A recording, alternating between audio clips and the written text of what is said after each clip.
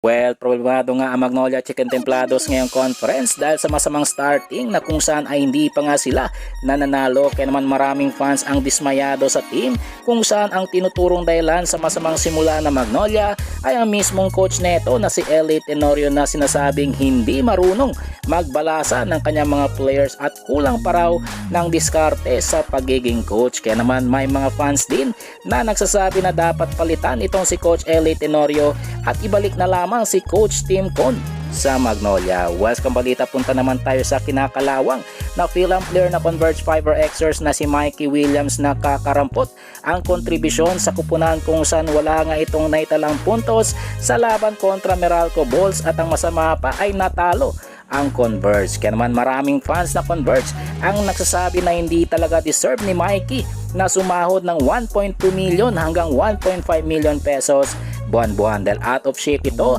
at walang inaambag ngayon sa kupunan, kaya dapat raw pag-isipan ulit ng Converge management ang sitwasyon ni Mikey Williams.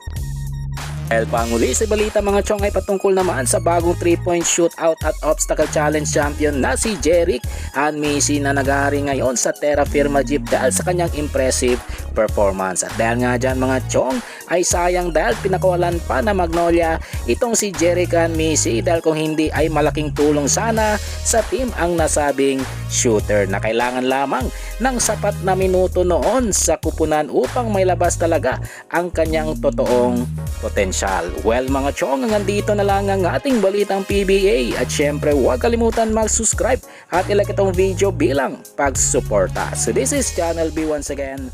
I'm out.